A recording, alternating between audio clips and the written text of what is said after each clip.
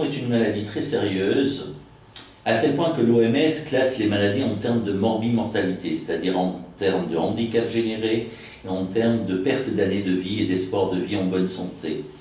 En 2000 a été faite une enquête et un classement des maladies. Alors la psychiatrie est particulièrement bien placée, puisque dans les 10 premières causes mondiales de morbimortalité, on retrouve la dépression unipolaire dont on vient de parler au 4e rang, le trouble bipolaire au 6e rang mondial et le trouble schizophrénique au 7e rang mondial. Mais ce qui est beaucoup plus inquiétant, surtout lorsqu'on est en 2010, c'est de savoir que les experts en prospective de l'Organisation mondiale de la santé considèrent que la dépression unipolaire, qui était en 2000 au 4e rang mondial en termes de morbimortalité, va concurrencer les cardiopathies ischémiques pour prendre la première place mondiale en 2020.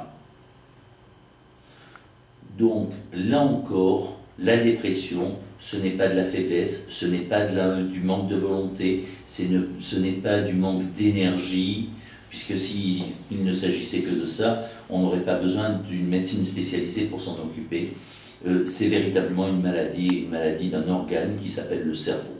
Et c'est pour ça qu'il faut la traiter. Et en termes de morbimortalité, c'est une des premières causes mondiales d'handicap et de perte d'années de vie, au même titre que toutes les autres maladies somatiques.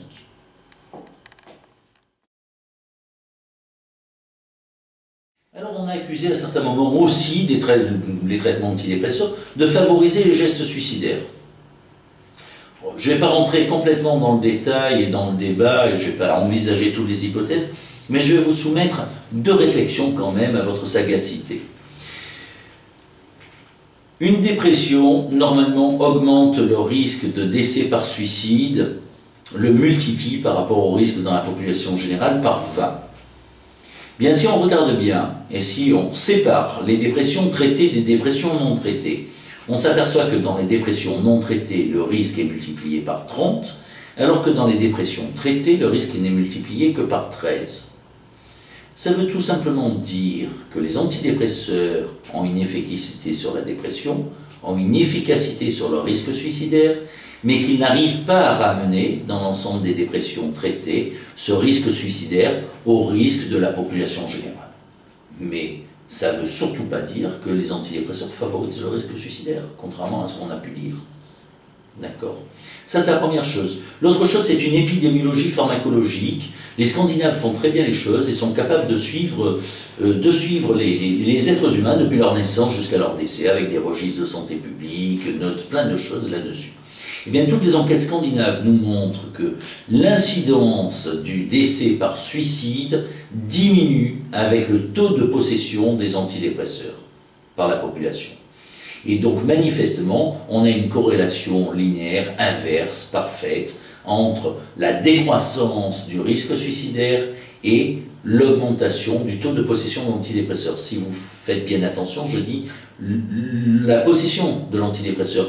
Je postule qu'il y a une certaine observance, mais pas tous. En tout cas, toujours est-il que les gens qui possèdent des antidépresseurs, c'est que normalement ils devraient les prendre. On sait bien qu'il y en a certains qui sont peu observants, mais en tout cas ça diminue très nettement sur toute une enquête de santé publique, et ça marche aussi bien en Norvège qu'en Suède, qu'au Danemark et tout. Donc il n'y a pas de raison que ça ne marche pas dans d'autres pays, c'est-à-dire que donc les antidépresseurs luttent contre le risque de décès par suicide.